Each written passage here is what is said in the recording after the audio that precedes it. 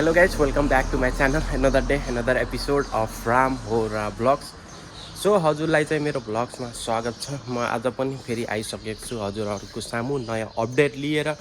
So आजको update के छ भन्दाखेरि हाम्रो वर्क परमिटमा किन ढिलाइ भएको छ भनेर धेरैजनाले सोध्नुहुन्थ्यो। वर्क परमिटमा चाहिँ किन ढिलो भइरहेको छ, वर्क परमिट किन चाँडै आएको छैन, किन लेट भइरहेको छ भनेर। सो त्यसैको बारेमा चाहिँ म यहाँ हजुरको सामु डिस्कस गर्न गइरहेको छु। सो लेट्स स्टार्ट है त। सो सबैभन्दा पहिला त म के भन्न चाहन्छु भन्दाखेरि पहिला पनि भन्थेँ, आज पनि भन्छु, अस्ति भर्खरै 2-3 महिना अगाडि यहाँ बुल्गेरियामा चाहिँ नयाँ इलेक्सन भयो। मेरो इलेक्सनको भिडियो पनि हजुरहरूले चाहिँ हेर्न सक्नुहुन्छ, मैले अपलोड गरिसकेको छु। सो नयाँ इलेक्सन भयो। त्यो इलेक्सनले गर्दाखेरि सबै रुल्सहरू चाहिँ नयाँ आयो। सो त्यो रुल्सहरूले गर्दा चाहिँ हाम्रो वर्क परमिटदेखि लिएर हाम्रो स्यालेरीदेखि लिएर हाम्रो भिसादेखि लिएर हाम्रो डकुमेन्टेसनदेखि लिएर एभ्रिथिङमा चाहिँ एकदमै असर परेको छ। सो त्यसैको कारणले चाहिँ हाम्रो वर्क परमिटदेखि लिएर हाम्रो भिसाहरूदेखि लिएर सबै चिज चाहिँ अलि लेट भइरहेको छ। यसको मतलब लेट भएको छ मतलब यसको मतलब यो होइन कि भिसा नै नआउने, वर्क परमिट नै नआउने होइन, आउँछ तर अलि लेट आउँछ साथीहरू। सो त्यही हो, मैले चाहिँ त्यही भन्न खोजेको हो। अनि हजुरले चाहिँ धेरै क्वेसन गर्नुहुन्थ्यो नि त कमेन्टमा, वर्क परमिट किन लेट भएको छ, भिसा किन लेट भएको छ। सो मैले भने त्यही नयाँ इलेक्सनले गर्दाखेरि अहिले चाहिँ रुल्सहरूमा चेन्जेस भएको छ, तपाईँको सबै चिजमा चेन्जेस भएको छ। सो अनि अर्को कुरा के भन्दाखेरि, अर्को कुरा चाहिँ हाम्रो अब काम गर्नको लागि चाहिँ एकदमै राम्रो भएको छ, सिस्टमहरू एकदमै राम्रो भइसकेको छ।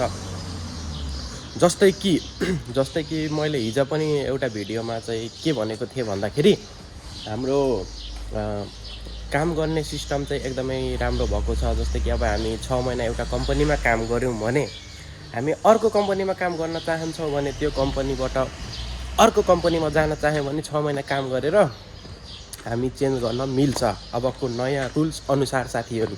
सो त्यही हो, अहिले चाहिँ विदेशी फरेनरहरूको लागि जस्तै कि मानव एसियन कन्ट्री, अब हामी नेपालीहरू भयो, इन्डियनहरू भयो, बङ्गलादेशीहरू भयो, सबैहरूको लागि चाहिँ काम गर्नलाई चाहिँ एकदमै राम्रो बनाइदिएको छ यहाँको रुल्सले गर्दाखेरि। अझै रुल्स चाहिँ लागु भएको छैन तर बिस्तारै रुल्सहरू बन्दै गएको छ। सो त्यो रुल्सहरूले गर्दाखेरि अब चाहिँ धेरै चेन्जेसहरू आएको छ। अनि त्यसपछि काम गर्न हामी विदेशीहरूको लागि, हामी नेपालीहरूको लागि चाहिँ एकदमै राम्रो सिस्टमहरू भइसकेको छ साथीहरू। अनि मैले पहिला पनि भने, सुरुमा पनि भने, हाम्रो स्यालेरीदेखि लिएर हाम्रो भिसादेखि लिएर हाम्रो वर्क परमिटदेखि लिएर सबै चिजमा चेन्जेस आएको छ।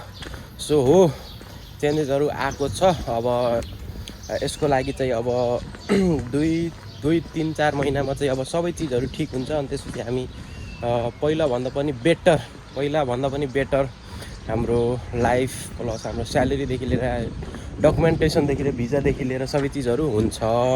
त्यही हो साथीहरू। अनि हजुरले चाहिँ धेरै क्वेसन गर्नुहुन्थ्यो कमेन्टमा, वर्क परमिट भिजा किन लेट भइरहेको छ, किन यस्तो भनेर। सो यही हो कुरा साथीहरू, बुझ्नु होला। अनि भिजा नआउने नै होइन, मैले पहिला पनि भनेको थिएँ नि त, बुल्गेरियाको भिजा सक्सेस रेसियो रेट 99.9% हो। सो अलि ढिला हुनसक्छ तर भिजा नै नआउने होइन, भिजा 100% आउँछ साथीहरू। सो हाम्रो यो रुल्सले गर्दाखेरि डकुमेन्टेसनमा पनि अलिक ढिलाइ भइरहेको छ, त्यसैले गर्दा हो साथीहरू। सो आउनुहोस्, मजाले आउनुहोस्। अब म पनि देख्न सक्नुहुन्छ म पनि कामतिर लाग्दैछु। सो यही हो। मैले अब यदि नयाँ हुनुहुन्छ भने लाइक सेयर सब्सक्राइब गरिदिनु होला, कमेन्ट पनि गरिदिनु होला।